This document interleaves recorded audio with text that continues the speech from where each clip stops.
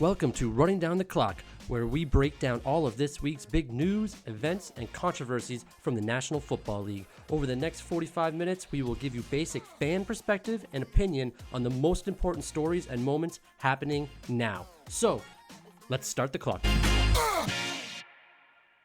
Hello, everyone. Welcome back to Running Down the Clock. We have just finished with Week 17, dramatic fashion for Week 17. I am Tyler Walzak as usual. I'm here with Puya Ricey. Puya, how you doing? Good, but don't worry about the name. Since I was 6 years old, I stopped correcting people. Nobody ever got it right, so don't bother. I'm here to correct myself for you. Starts in a consonant, ends in a vowel. I assume it's me. But this week, I feel there's probably the most that you and I have to talk about of any week. That I know we're running down the clock, but I think we got to go to playoff overtime maybe on this episode. There's a lot to talk about. There is a lot to talk about. I feel like a lot of it is going to be talked about one subject in particular. The entire world is talking about it, not just in the football circles, but anyone has anyone they know that knows sports has probably brought it up. All the water coolers. I know there's been fights in a lot of my fantasy pools about this, even though that shouldn't be what has happened from this. It definitely was a contentious situation for that aspect of things. And of course, we were talking about Damar Hamlin, the cornerback from the Buffalo Bills, who was hurt on the field, routine tackle, nothing crazy about this hit, just a normal football play. 60 of these plays get made every single game for 16 games a week. But unfortunately, this one got hit in the wrong spot. The young man had a cardiac arrest and was CPR on the field, rushed to a hospital. The game was postponed for an hour and a half and then canceled. The NFL still does not know what they want to do with the Bills-Bengals matchup because it is a huge one. Right off the top, I think let's just say that the correct call was made to cancel the game. So we've talked a lot about the NFL and how they've handled player safety this year. Yes. This is one situation where, I don't think there's anything the NFL could have done about player safety on this one. Correct. However, the aftermath from what I understood, they left it to the players to decide what you want to do. Yes. And I think that was the right move. Leave it to the players. We're not going to make an NFL judgment call that you have to carry on or you have to stop. What do the players decide? Whatever the players decide, we're going to go with that for tonight. Which is the right move. Of course. Like, knowing that some of these guys potentially, and it's horrible to say, might have watched one of their close friends, competitors, one of their close friends, one of their brothers, one of their teammates potentially pass on the field. Yeah, that's pretty shocking. That's not part of the usual injuries and tragedies of sports. That's 100%. And now let's talk a little bit about, because did you watch this live or not? I did not see it live. No. So I was watching it as someone told me. I wasn't watching the game. Someone told me, hey, this guy's seriously hurt in the field. And I was like, oh yeah. My instinct was, I forgot there was a game on because I was doing a bunch of other stuff. Turn it on, and somebody in a fantasy league was like, oh, they should cancel the game. And I made a comment just as simple and easy as like, oh, the NFL doesn't cancel games. They don't do that. They'll get the guy off the field, get him to a hospital. My assumption was he'll be fine. It's a football injury. And then they'll continue the game, as they have in so many other ways and examples every year for the last 50 years, seemingly almost every week. This one ended up being different, obviously, because now we know the full extent of the injury and he's still in hospital in critical condition.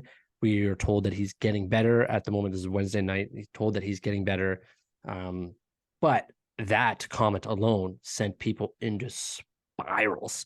And two of the people that I know that were actually at the game were like, how can you be like, this is not a joking matter? How can you be so insensitive? And I was like, all I said was the NFL typically does this, where if someone gets hurt, they have the personnel on the field that are trained to take care of him, and then the game carries on. It has happened so many times in this sport. And not only that, but like seeing, like, this was early on, like before anyone knew that there was CPR being handled, was this type of stuff happens all the time in the NFL.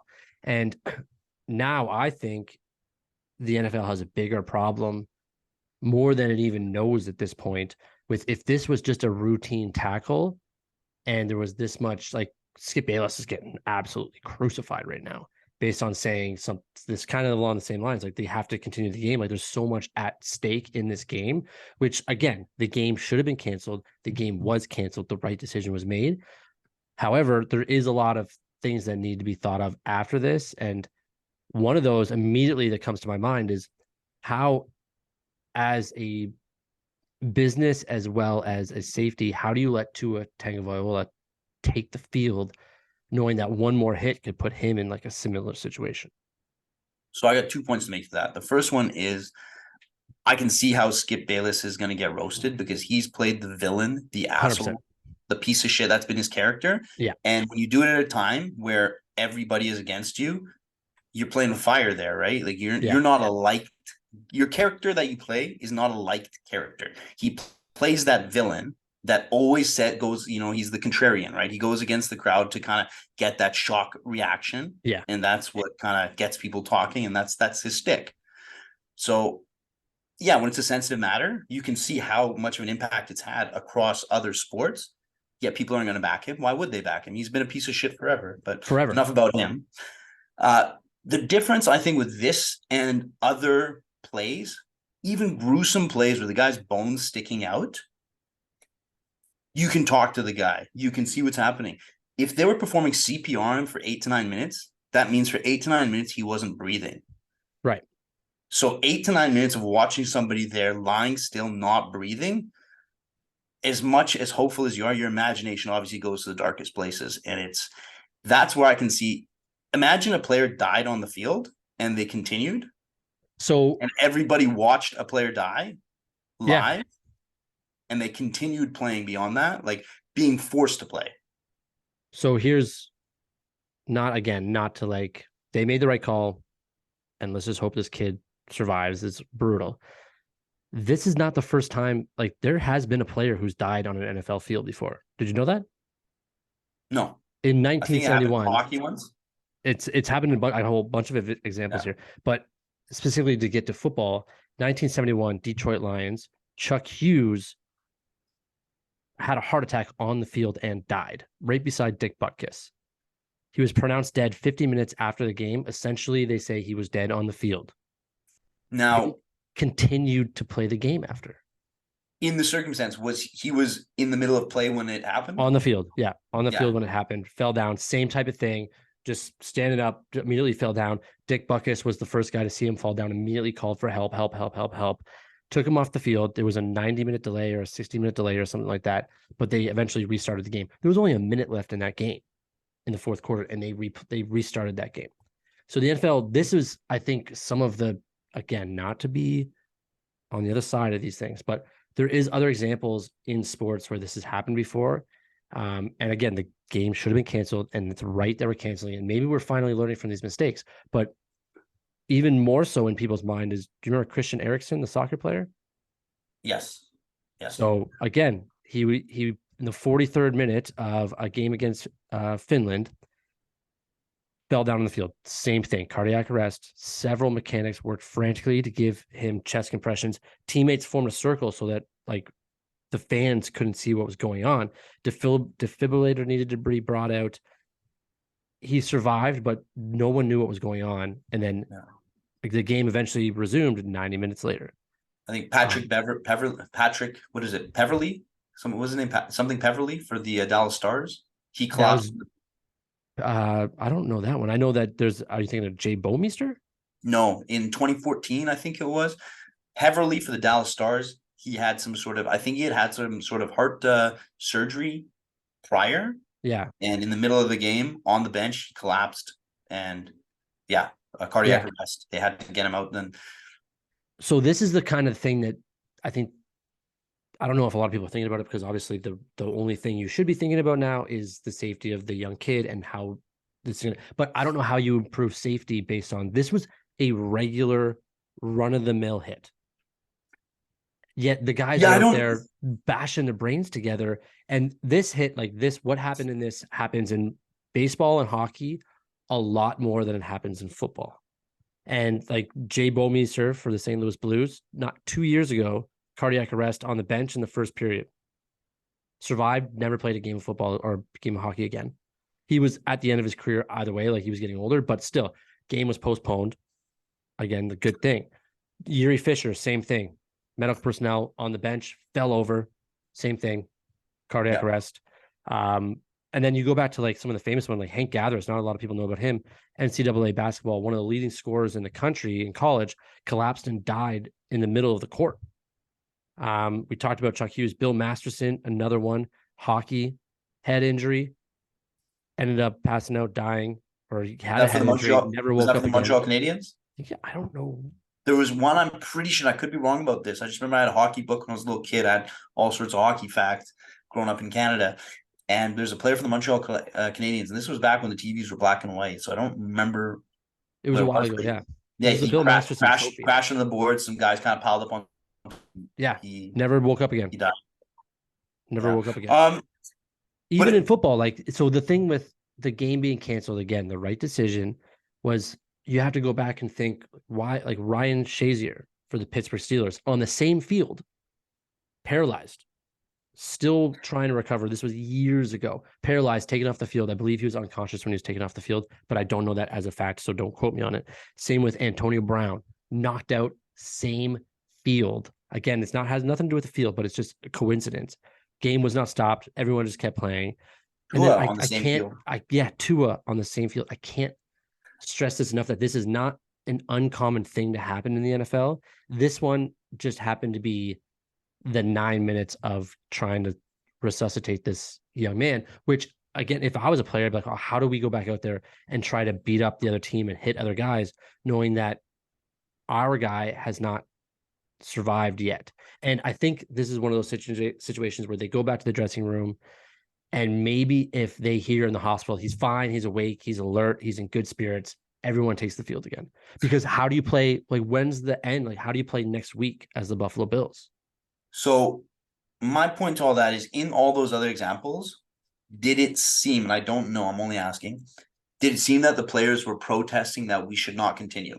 Because in this one, it seemed that it was the players that did not want to continue. Yeah. They had kind of already made up their minds. And I think that's where you make the judgment call. Where do your players stand on this? Because every situation is different. Everybody's going to react differently. That if the consensus agreement was, like you said, we just witnessed something that none of us feel comfortable going back out there. None of our minds are on the game now. All of our minds were distracted. You know, you don't want to put people who are distracted by something that they just seen that shook them up into another injury-threatening situation. So if nobody's focused on the game, one guy plays. I remember playing rugby, and when we play contact in practice, you never played 70%, 80%, 50% contact. You always played 100% contact, because that was the only way. Like, your 70%, my 70% might be completely different. Right. Where I thought he was going to go in a lot lighter, broke my fucking leg. Yeah. So that's why you always went in knowing full speed, hard, because everybody has to be alert that you could get hurt if you're doing a contact sport. So I think in all those situations, you kind of have to look back at what was best for the players moving forward. And in this one, it seemed that there was a very big mutual agreement between Both the coaching teams. staff and both teams that we are not going to continue tonight. And I think this is the first time that we're actually commending the NFL for not pushing it. We don't know what happened behind the scenes, but from what it sounds like, they contact the NFLPA and put it in the players' hands of what you guys decide we'll go with for now. Yeah. And it seems a very odd decision for a business, because this is a massive issue for them to overcome now, with all the placement of who wins the AFC, who wins the AFC North Division. There's a lot of fallout from this game and this week.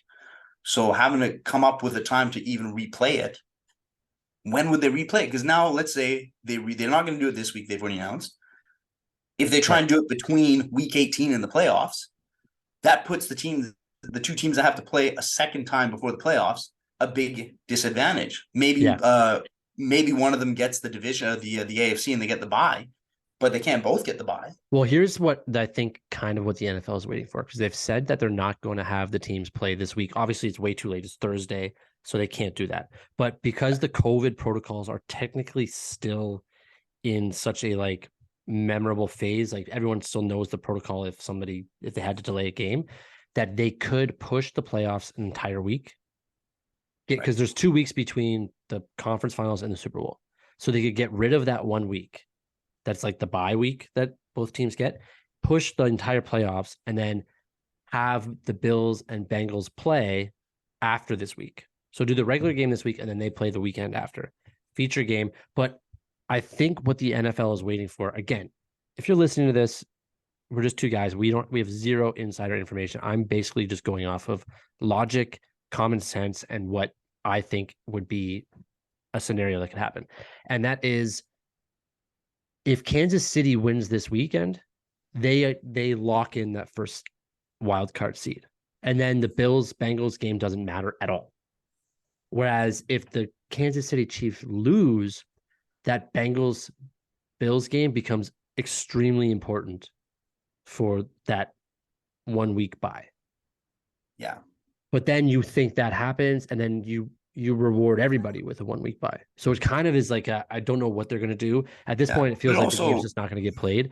But I also have, it's not an issue, but I don't understand it from conversations I've had with people, and what I've been hearing is everybody going in off of anyone going off on anybody that was like, oh, like the NFL, don't worry, they'll figure it out. They'll play the rest of the game as the game was still happening. And then so like people are going off on Skip Bayless. Again, Skip Bayless is a piece of shit. And to cancel the game was the right decision. But people at that game who were saying like this game should be canceled, this game should be canceled, this game should be canceled. 45,000 people stayed in the arena to wait for the official cancellation of the game for well over an hour. So there is still that thought process that this game could start again, which isn't that inherently part of the problem. You have 3/4 of the stadium wanting the game to proceed. But you can't necessarily say they're wanting the game to proceed. They're there out of curiosity, right? Nothing's been said. Everybody's just wondering. It's, the rain delay in baseball. But you have more information. Rain delay in baseball is completely different. You have more information in your phone on Twitter to figure this out faster than the stadium is ever going to tell you. Yeah, I just mean we're jumping to conclusions of what's going through a fan's head of like they're sitting there waiting. I am. Yelling. That's what I'm talking about. Why are they there though? If and I'm like, if a lot of people are outraged if this game had continued, but 3/4 of the stadium stuck around to see if it was going to continue, isn't that kind of something that makes you think like, wait a minute, hold on? Because the teams walked off the field. They're like, we're not going to play. Like that shouldn't that have sent a lot more people home being like, this is crazy. That guy almost died. Let's get out of here. Like, let's walk off with these teams, and just this game should not be started again based out of respect, based out of a bunch of things. But the stadium was full. When I was watching that stadium was full. Yeah. Again, though, people, they've kind of committed the evening to being there. What are they going to, some of them, what are they going to do? That was their evening. So they're still out. They're still there. Like they're just kind of their curiosity of being at the scene of a crime. Well, no, it's not a crime. I know it's not a crime, but it's essentially like you're just there to figure out what's going on. People are curious that way. There's a car crash. Somebody's dying in a car crash, and everyone just rubbernecks as they slow down to see it. It's the same kind of morbid curiosity, right? You can't. I just don't think it matters that the fans stayed, right? But what's the best case scenario for that fan to stay for over an hour? What are they expecting to receive? Nothing. They're just there. They were already there. What's the difference between just staying and kind of seeing what's going on? They're talking to the people there. Everybody's still discussing it. Everybody has their thoughts. They're on their phones looking at news. There's 100 news articles coming out. They're already there. Like, what's the big deal anyway? Why do they have to rush anywhere? There's a rush, but over an hour, you're just stick around. You're not sticking around unless you want that game to start back up again. I don't know. But anyway, the one most absurd thing from it all that I saw is people trying to bash T. Higgins. I know. It was a dirty play, that he had something to do. Like, that is the most absurd thing about it all. It was on both guys. It was just a regular, innocent play that happens all the time. Nobody tried to hurt anybody. Yeah. He went for a tackle. And obviously, as a player with the ball, you're trying to not get tackled. You're going to do what you regularly do to not avoid the tackle, try and stay on your feet, gain more yards. 100%. It was a regular innocent play. 100%. And The that's fact actually that people are attacking T. Higgins makes no sense. no sense at all. How, like, the guy literally caught the ball looking one way and then just turned his shoulders to run the way he's supposed to go and ran into a guy that's trying to tackle him, hit him in the chest. No head to head contact here. Hit him in the chest. And that's what then DeMar Hamlin stood up and then he went down. Like, this is a heart issue. It wasn't a brain contusion. So I don't know why anyone could ever say that T. Higgins is the problem. And I think that was Bart Scott that mentioned it originally first. But like, what do you expect T. Higgins to do in that? He's just trying to run up the field, blindly turn his shoulders and run up the field. Yeah, that makes no sense. No. But again, we hope he's doing well. It was the right decision to cancel the game. Hopefully we see more decisions like this in sports, like, because this is not the last time this is gonna happen. But as a professional sport now, how do you let Tua Tagovailoa take the field again this year? So Joe Burrow had a point about that all these players, they have an understanding of the risk and they're aware it's not, the more you try to make the game safer, you're going to make it just flag or touch because it's a different game. That's not the same game. It is a game where injuries will occur. There is no answer to make the game completely safe that nobody can get hurt. It is a part of it. And we've discussed this so many times with Tua. At what point do you have to give the guy his freedom to make his decision of what he wants to do? You can protect him, but at the end of the day, some people, they want to do what they want to do. He wants to play. He wants to play. But what if he goes out there and gets hit one more time and then he's the one that's fighting for his life in the hospital? With something that could have been super preventative. Because again, this hit with Hamlin was a nothing hit. It was a normal hit, a normal play. The Tua ones, those have been straight headshots that the NFL has had a problem with for years, decades. Well, none of them were headshots. It was just him, like you said the other week, of him falling awkwardly and snapping his head against the turf. Right. It's nobody targeted his head. They just they fell on him and they just kind of whipped him into the Sure, I guess if they ultimately want to just protect the player against their own will, you don't let him play. That's something I think they have to discuss in the offseason. Well, I think they have to discuss it now because how do you with the NFL, but they have to do it with the Players Association of against your will, we will not let you play. Yeah, but I mean, he could play this year if they make the playoffs. I think they have to win, and they need some other things to happen. But then they're in, and they could play in the playoffs, and he could be back. Especially if they try to get that Bills-Bengals game in, and there's a bye week for all playoff teams. Should we move to the? Let's talk about someone who doesn't care too much about injuries, and I say that lightly as a it's a shitty segue. Kayvon Thibodeau for the New York Giants sacked Nick Foles.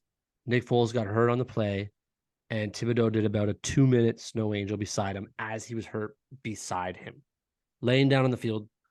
Nick Foles writhing in pain, and Thibodeau doing a snow angel for far too long. The part I just found odd. Yep, go. I know what you're saying.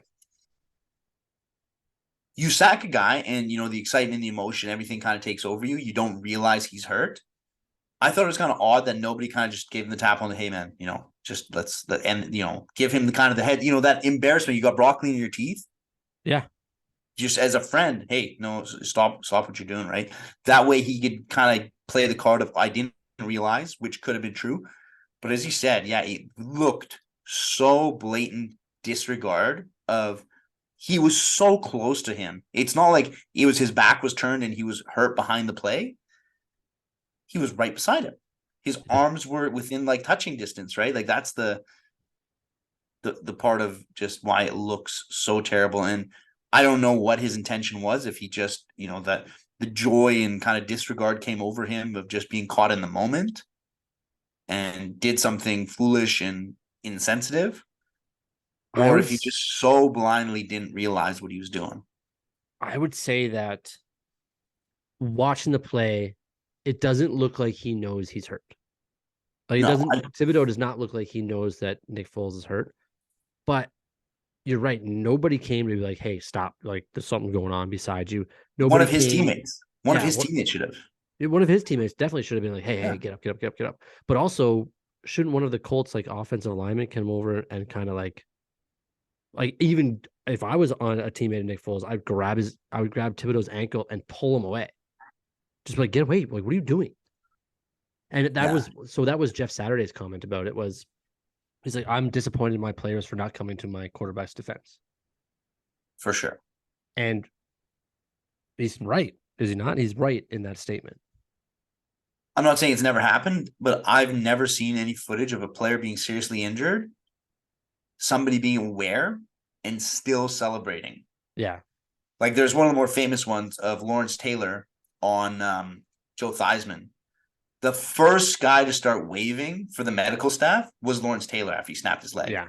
He realized what happened. And like, he always celebrated sacks, but when he saw what happened there, he's the first guy to realize that, there was no celebration that came over him. He, the guys, they hate each other. They hate each other to the extent that they want to hurt them, but not hurt them that they're going to miss a play. Like they're going to go home and the families be okay. They're just going to hurt them that they know they collided with somebody. But yeah, they want to hurt basically their ego more than anything. They want them to feel like they got hit the next day, but not be able to not play. And I think the sound of that was what made Lawrence. I don't know Thibodeau enough of a player to know his history of is he kind of a dirty guy? Like, well, that's the thing is what was he's the a guy? rookie. What was the guy on the Raiders? Rookie. Romanowski. That was just a piece of shit guy. Like he liked hurting people. He loved it. He was as if he was out there, hurt his teammates, hurt other players. Like he was just dirty trying to get guys. Is that a fact, or are you just making? Is that a fact? How do you know that? Look it up. He's considered one. There's like documentaries on. He's the dirtiest player ever. He broke his own teammate's orbital bone by punching him out. I think it was like repeatedly in a practice over nothing. You just look at the dirty plays he made. He was just steroided out. Yeah, he played for the Broncos too, I think. He played for a few teams, but yeah. I mean, I've looked it up before. The dirtiest NFL player, I'm pretty sure 99 out of 100 times, his name comes to the top of the list. Oh yeah, then Mac Jones. Yeah, Mac Jones, maybe Vontaze Burfict might be in there somewhere. Yeah, Von Burfict's up there for sure. He was the guy that knocked out AB in that Cincinnati Bengals game. Yeah. So Thibodeau's a rookie, and so he's never done anything like this before. Maybe this is a learning type of thing for him. Now he did come out today or yesterday and be like, I don't care what Jeff Saturday says. I don't know who he is, which brings me another like everyone knows who Jeff Saturday is. He's one of the best centers to ever play the game. He was the guy that was there with like Peyton Manning for all those years. He was the coach on the other team you were playing against. Like that's enough. Yeah. He's the head coach on the team you're playing against. 100%. That seems like such a classless move that you apologize. You just apologize, take the blame, admit fault, and move on, right? Yeah. Send your condolences, send flowers, visit him in the hospital, whatever it is, right? Like try to show that I wasn't aware, kind of what you're saying. I don't know the whole context of it. Seems like he didn't really care. Well, he didn't. And it's also like I would be able to forgive the fact that he was doing snow angels because he literally goes into the snow angel as he's rolling off of the tackle. Yeah. So I believe that he did not know what was going on. But then on the sidelines, you see him doing the night symbol, like the hands, the prayer hands to the one side of the head as he's going to bed. At that point, he had to have known. And I know there's people out there that like when they know they're wrong, they just double down just because they like to be the villain. It seems like he could easily find himself in that spot with behavior. And then to triple down to be like, I don't know who the other coach is. Seems like a villainous thing to do. I don't know if he's trying to portray himself that way. I don't know if that's his character. I don't know anything about this guy. I just know that he was a top 5 pick in the NFL draft. He was talked about being number 1 overall. And then the Jaguars went with someone else. The Lions went with Aiden Hutchinson. and then Thibodeau fell down to the Giants, I think, at 5. But a lot of people said his character was questionable in the pre-draft process. I don't know if this is part of that. I don't know anything, obviously, but it just seems like it's not a great start to an end of the Yeah, first from year. what you're telling me, and you seem to know more about the kind of aftermath of it than I do, it seems he's very insincere about the whole thing and just couldn't care less that. Yeah. It's very easy to just apologize and move on. Yeah, it happens. Injuries happen all the time. Like, I'm Yeah, sorry. they do. They You know, absolutely do. All right, what's next on the docket here? Let's talk. Do we want to get into let's get into the Ron Rivera thing real quick because it's a nothing issue anymore. But this guy is the head coach of the Washington Commanders, who were in a playoff spot as of the morning of last Sunday. Lost their game in the post-game conference. He apparently found out that they are no longer in a playoff position. they were eliminated from playoff contention. Yeah, we're eliminated. Oh, I didn't know we could be. He's exact quote. I didn't know we could be eliminated from playoffs. That's crazy, right? Uh, I don't always know if these guys are sincere in those comments or there's a little bit of facetiousness to it or sarcasm or I question. I feel like there's I thought he was when I read it, and I was like, no way, he's not being facetious about that. There's no way he's being sarcastic and trying to get to like a certain hit the button of whatever person asked him that question. Well, news reporter asked him that question. But then I watched it and was like, he actually looks like he has no idea what's going on. Like his tone of his voice, the look on his face, it looks like he has no idea what he's talking about. Yeah, I can't imagine that's true. There's too many people involved in an organization that would be looking at this sort of thing. Yeah. And I feel like whatever. If you know your destiny's not in your hands, you need to win, then that's all your focus is on. Whatever. Okay. So you're not even focused on the outside world. If it's just keeping things within your world, your domain. I was gonna say that's like I just feel like that's also bad. Like the job of the coaching staff is to be preparing for each week. Unless people were coming into his office and he's like, I don't want to hear it. I don't want to hear it. We just gotta win. We just gotta win. I don't want to hear it. I don't want to hear it. We just gotta win. That's the only way I can be like, okay, I understand why he doesn't know. Yeah. But as a head coach, you need to know these things. Yep. But I guess he's just like, we had to win to get in the playoffs. I don't care that we're eliminated now or it seemed weird. The whole press conference thing seemed weird. Now, this happened before we were able to talk about it last week. But I think it's huge because it also made a huge difference for this team, your team, this last weekend, the Las Vegas Raiders. So I do have a thing to say about this because I've been on his case a little bit. I've said some comments about Derek Carr throughout the season of, his inconsistency. But seeing how things are developing, I don't think he deserves anywhere near as much blame as he's getting. I don't think he deserves any of it. No. I understand that you want to play Stidham, give him a shot, see how he does, and he played well. I always think, near the end of the season when it's not going to go your way, you got to try out your young talents. Yeah. But they were still in playoff contention at last weekend. They had to win. They were technically, but they had such a long shot. But anyway, that's if they win, they'd be playing for something this weekend. But they need other teams to lose. Like it was out of their control. Anyway, but they still had a hope. However, hope is all you want. Hope is all you want. For sure. However, I don't like burning bridges with your athletes. I always find that's kind of a classless move with an organization. Like you brought up Ryan Shazier earlier. I'm pretty sure about this, when he got his injury, Pittsburgh paid out the remainder of his contract. Yes, very classy move. Yeah. And now there's players like maybe out of Detroit who Detroit was not classy and Two strong armed them, two Hall of Famers.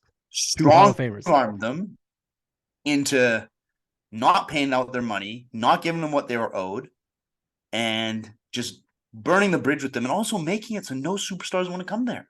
I know. I You know. know, And where that's you're just such talking a about, classless move. for anyone who doesn't know, you're talking about Barry Sanders and Calvin Johnson, two Hall of Famers. Yeah. Two Yeah. easy Hall of Famers. Two Barry Sanders, arguably the Oh. best running back in the entire game ever. And Calvin Johnson, top 5 wide receiver of all time. Yeah, Now, who still holds the single season record, which yeah. could potentially be broken this year, but Ooh, it was, but Justin Jefferson had a he did break it. No, he didn't. No, that's what I'm saying. No, Justin Jefferson could break it, but he got like 12 yards last game. He's got one game left. Sure, but now he needs like 400. Oh, is it 4? No, is it that much? I thought it was 2 something, but I know he needed 2 more good games to get it, and he threw up a big dud against the Green Bay Packers. okay. I could have been wrong. I thought he needs something in the 200 yards, 200 something yards, but I could be very wrong about that. Anyway, but and I could see the Buffalo Bills doing something classy like that for DeMar Hamlin if things don't go the best course for him and paid out. Just look after the guy. Well, even the Buffalo Bills fans would be like, you have to do this. They'd probably strong arm. Yeah. Anyway, but the thing about Derek Carr is you look at the situation in Oakland, it's been a train wreck through management and coaching. It's just been a train wreck, right? And he isn't the best quarterback in the league. He has been in an MVP conversation before. Yeah, but he has been in 1 year. And then he got hurt that year and ended up missing the playoffs. But they made the playoffs last year. They had a chance to make the playoffs this year. Justin Jefferson, just to hold on for 2 seconds. Justin Jefferson needs 230 yards to get basically to beat Calvin Johnson, which if he had 100 last week and 100 this week, it'd be easily doable. But 230 in one game, he's done it before. Let's not get wrong here. But it just seems like it's going to be harder for him to do. Now, so let's go back to Derek Carr because that's what we're talking about. And that is not only big, like, because I know that they switch quarterbacks all the time in this league. There's 64 quarterbacks that have played a game this year, which is, I think it's a high. I think it's a NFL record. But beyond that, they brought in Davante Adams, who was Derek Carr's best friend, to come in and play for the Raiders. They traded a haul to get him. And now that they have alienated Derek Carr a little bit, how does this affect Davante Adams? Well, that's not even me mentioning that since the Raiders drafted Derek Carr, their defense has given up the most points per game and has the fewest takeaways. So they've had one of the worst defenses since they've got Derek Carr. So he's got no help. Finally, they bring in help and essentially bench him for the last 3 to see who could be better and alienate him. But now you're also kind of alienating arguably your best player and one of the best wide receivers in the game. Do they get traded together? Does Davante Adams say, I don't want to be here anymore either? Like, they put themselves in a really awkward position. I don't know how they move forward from that. That's what I mean about the whole burning bridges with your players. Other players see this and see, well, this organization currently has no loyalty. When push comes to shove, I'll do what's best for me. Yeah. I don't have this organization's back. And that'll probably happen with every player on the roster right now. They'll get what they can out of them, but there's no loyalty there. None. No. And I mean, that, to me, I think loyalty now as a player is one of the top things they look for because it's so easy to get rid of guys now. Yeah. So he'll end up somewhere. I'm sure he'll get a starting job in the NFL. I don't think he'll end up washed up. I still think he'll end up with a job. Who do they get? There's a lot of rumors flying around of, Tom Brady could be on the move. Aaron Rodgers could be on the move at the end of the season. That's true. I mean, wouldn't it be crazy if they went and got Aaron Rodgers? Yeah. I think that'd be hilarious, actually. But you're right, though. It's the defense because what is it? Blowing these double-digit leads every week. Yeah, you can't be doing What? that. So But you're expecting the quarterback should have a triple-digit lead so that they can blow a double-digit lead, like just the highest expectations that are unrealistic. completely unrealistic. And A triple-digit lead. Who in the NFL has ever had a triple-digit lead? well, the the Indianapolis Colts A are triple triple-digit digits. So lead? I'm thinking 30s. They're led by Yeah, 33. up in the 30s. Okay. um, but they did start Jared Stidham, who did play very well. But again, like it's just you've completely blown up your next season. So who knows what's going to happen with the Raiders? Okay, so do you want to talk about? Should we talk about this week? Get in There's some some huge games this week. Let's start with Let's start with probably your our. team. Let's start with your guys. You don't want to start with Saturday night's game of the week? I always want to start with the game of the week, but sure, fine. Let's go with the game of the week. And that sponsor is BetStamp. BetStamp is your one-stop shop for line shopping, bet tracking, and sports betting odds. You would never just go with the first price if you were shopping for flights. So why settle for the first odds when you find betting? BetStamp changes that. The streamlined and easy-to-use app allows you to find a whole spectrum of odds for any bet. Then it makes it easy to track your bets in one place. You can set alerts in case the line changes and learn what bets your friends and even some celebrity bettors are making. Check out BetStamp for your one and only betting needs. The Jaguars versus the Titans. We've known about this game for 2 weeks. It is Saturday night. It is 5:15 p.m. West Coast, 8:15 if you're on the East Coast. Jaguars are favored to win by 6 on some websites. If you check your BetStamp app, you're going to be able to find them at 6.5 and also as much as low as 5.5, which also if you can get that bet at 5.5, that's amazing because they could win by 6, 2 field goals where 6 and 6.5, you're screwed. So if you can get them at 5.5 on Bet Victor app, then I would take them. But check out your BetStamp app throughout the next few days to see if that changes. May I interrupt? We've been talking about the Jaguars for a while. Go, tell me what you got. So I get it. It's the game of the week based on the odds and your probability of winning.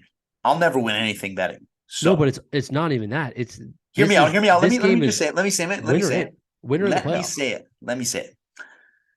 I get what's on the line here.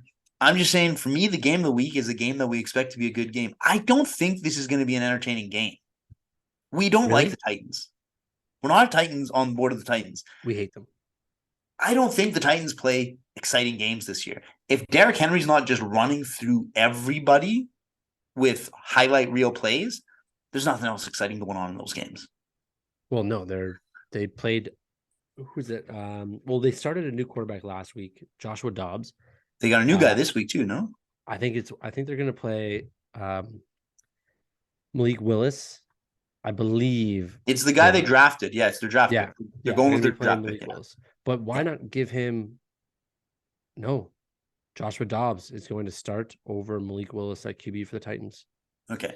Anyway, I don't think this is going to be the game of the week in terms of an exciting, fun, good game to watch. What I think will be a little better to watch. But it's on Saturday night.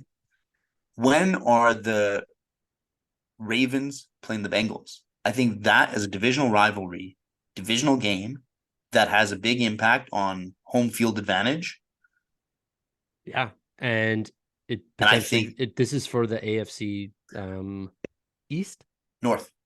AFC North, correct. Thank you. This game is for the AFC North. And that division, as we know, we've talked about it many times, they have huge divisional matchups. I think that's going to be a better game to watch.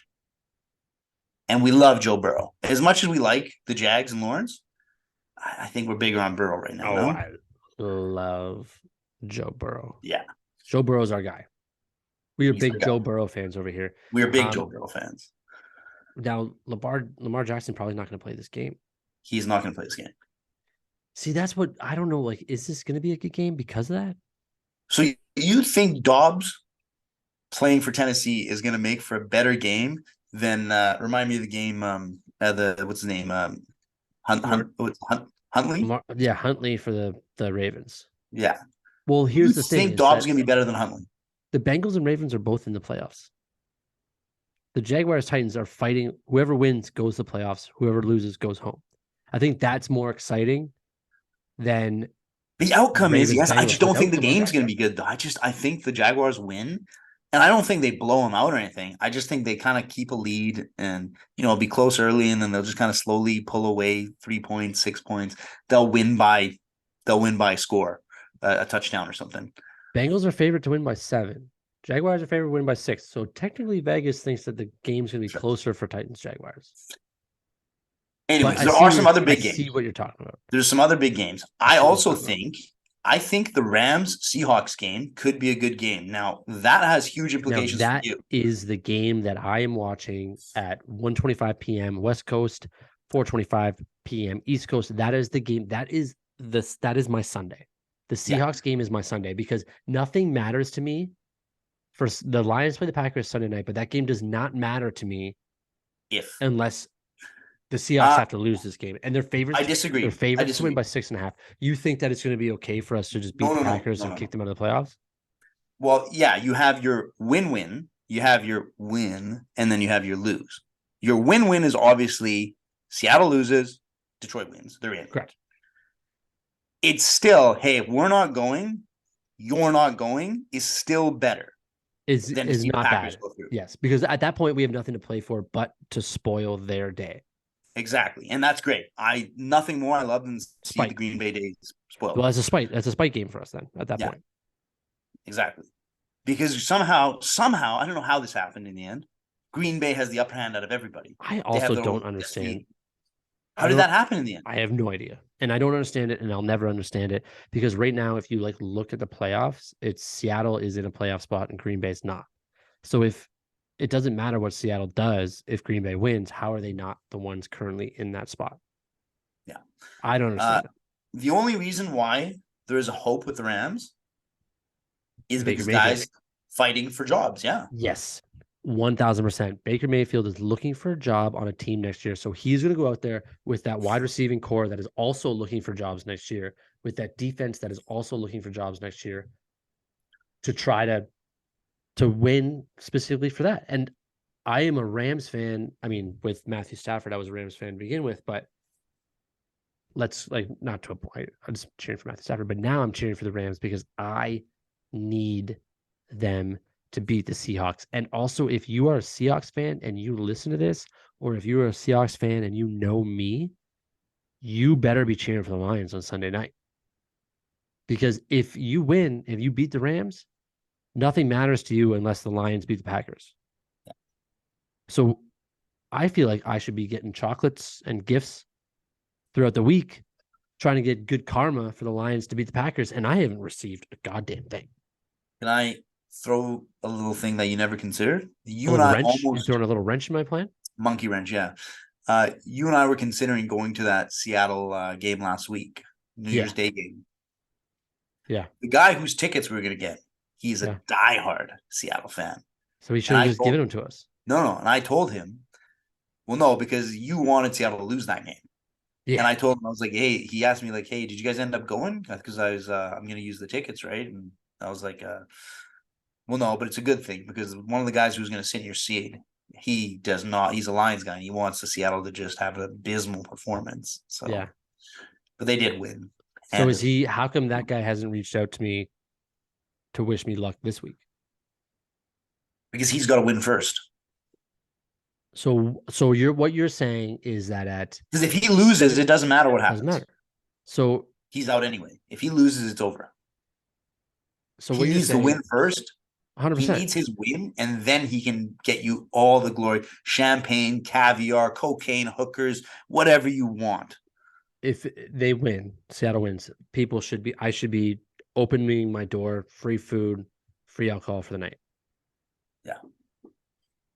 Now, you can get all of that if you want to watch the game with me. I'll bring it all.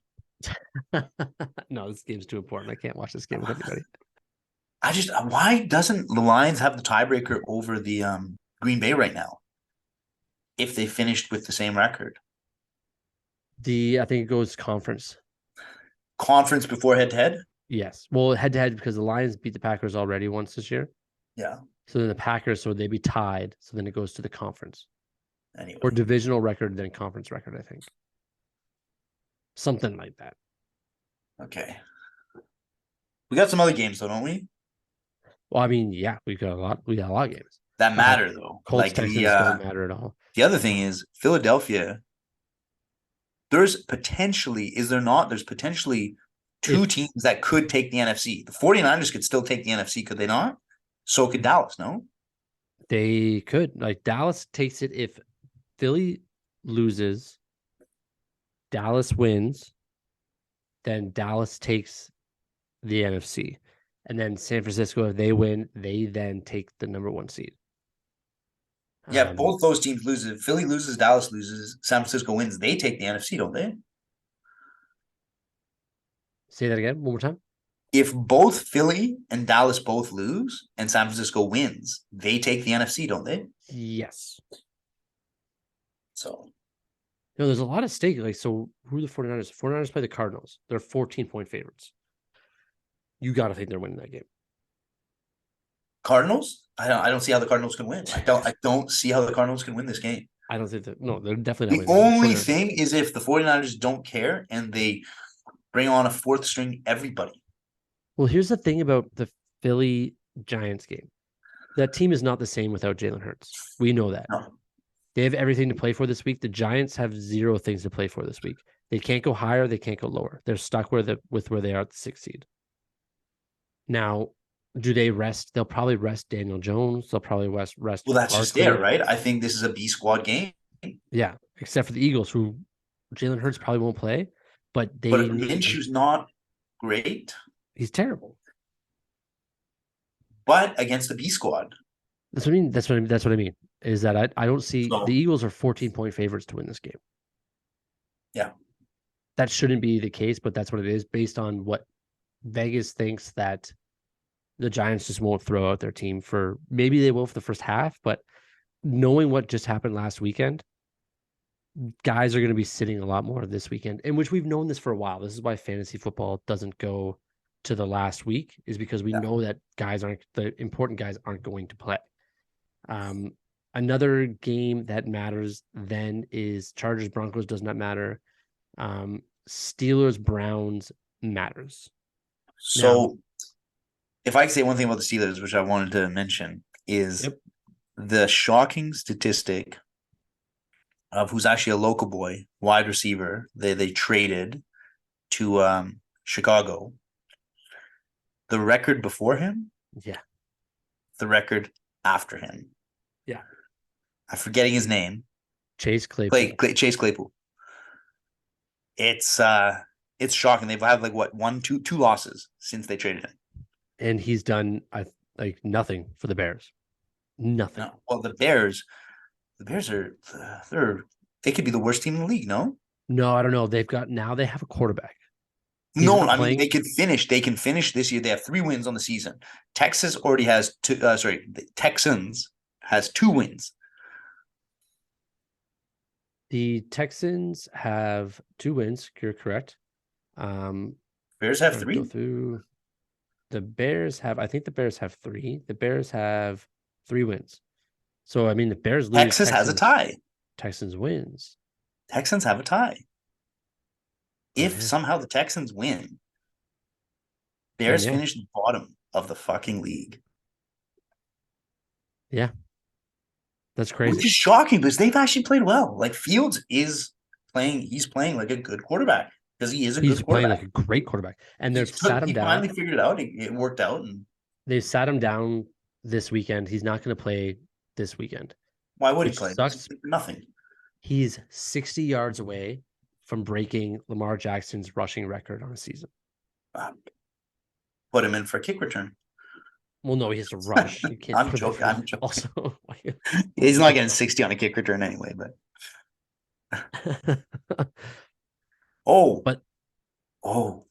kick returners. We had a little thing. So yeah, I think we did. Let's hold on. It's a nice segue, but let's just make sure we're not missing any games that we need to talk about. There is still a couple, I think. There is. So the Steelers, not only if they win this weekend, against the Browns, and they're 3-point favorites. That means that Mike Tomlin saves his winning record as a NFL coach every season. He's at a winning record. But more importantly, they can still make the playoffs if the Bills beat the Patriots. We don't even know if the Bills are ready to play football yet. And the Dolphins lose to the Jets. Then the Steelers make the playoffs. Yeah, It's hard to see the Bills going in or playing in Buffalo and beating the Patriots. There's no lines available for this game yet, with obvious reasons, because who even knows if they're practicing? I know they had like meetings today, but I mean, the Patriots are playing for their playoff lives, and the Buffalo Bills are probably not even in a mindset to play football right now. So, but you need the Jets to also beat the Dolphins, which for some reason the Jets are favorites in Miami right now. But I don't know. That's tough to well, hope Tua's the not Bills. playing, is he?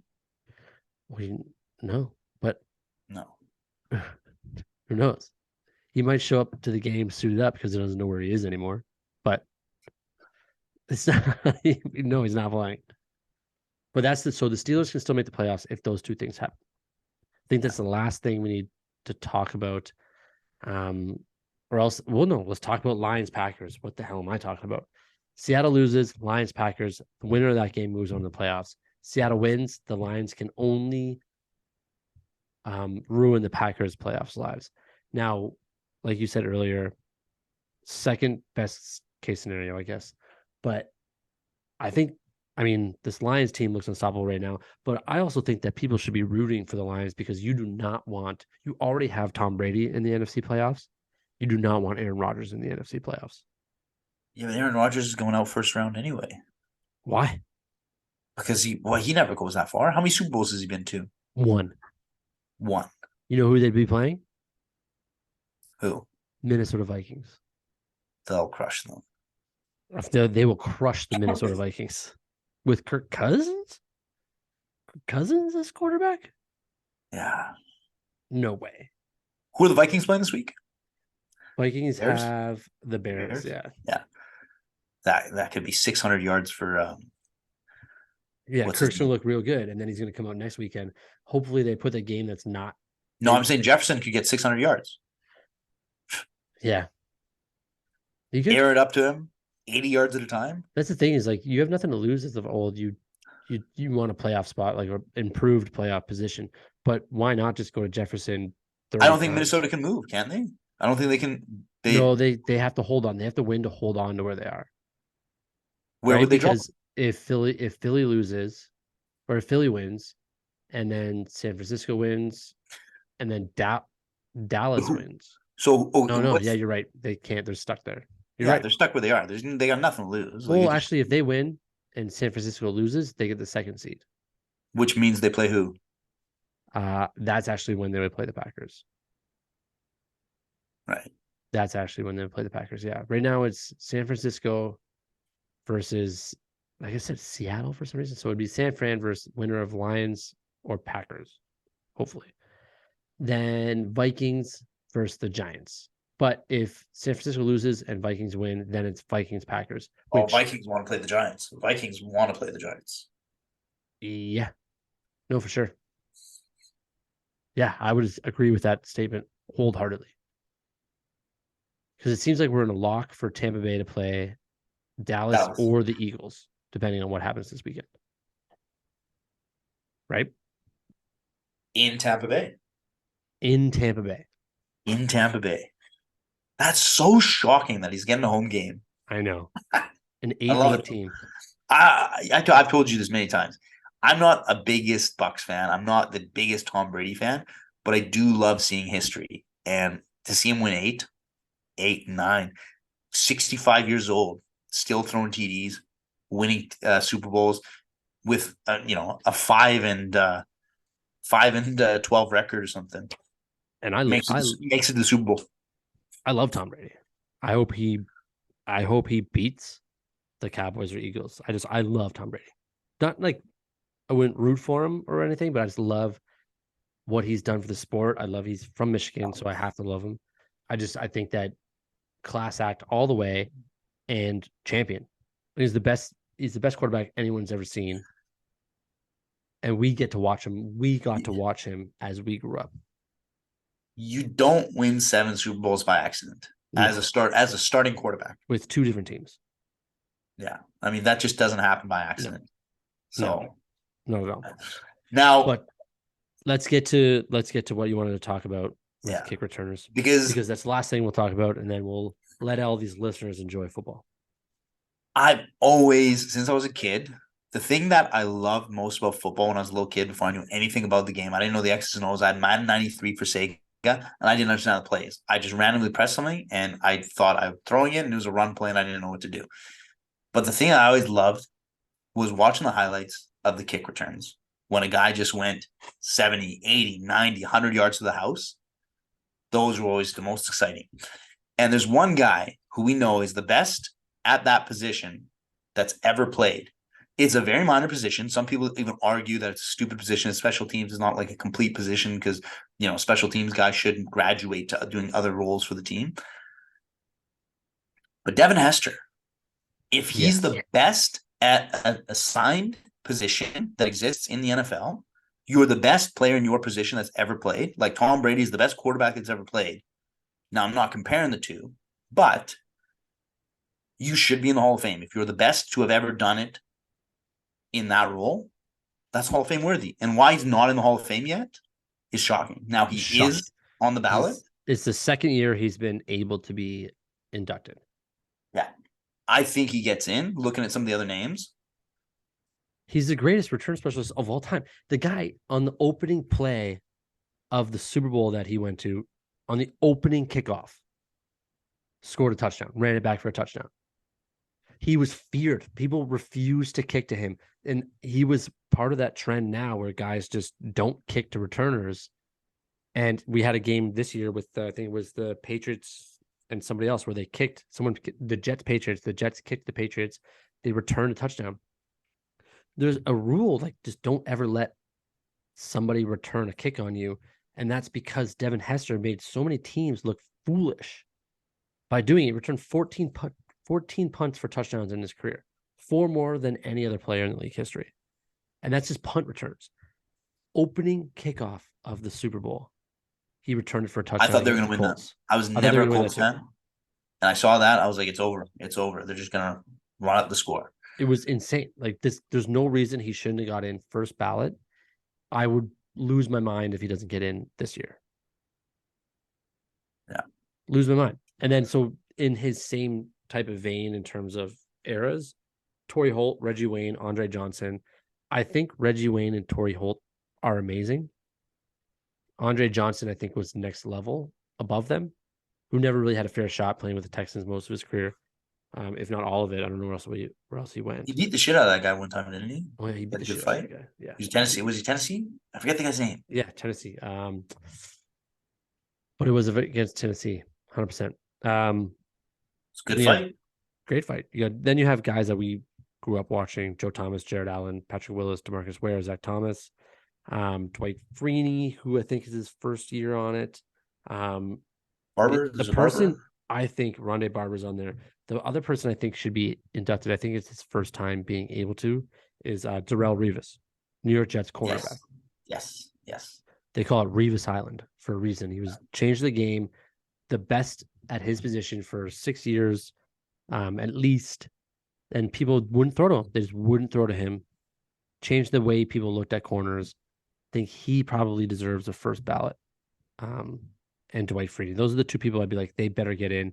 If not, like, Hester should get in this year because he didn't get in last year. If Revis doesn't make it in this year, he should get in next year. Yeah. Those are my thoughts on it. I think Revis gets in, though. Yeah, because his own island. Yeah. Anything else you got to say to anybody before? No, I think just like everybody else, I think we're all just hoping that Hamlin pulls through with, minimal, given the condition, minimal side effects to. Yeah. Like, hopefully he can, at this point, just live a normal life. Yeah. Let alone football. This is what we're all hoping for. Yeah. Okay. Well, everyone, thank you for listening.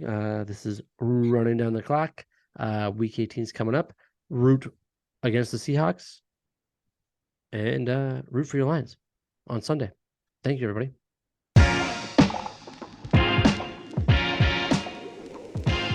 Running Down the Clock is brought to you by the Ordinary Podcast Network and is every Thursday running until the week after the Super Bowl. We hope you enjoyed enough to subscribe and tune in again next week.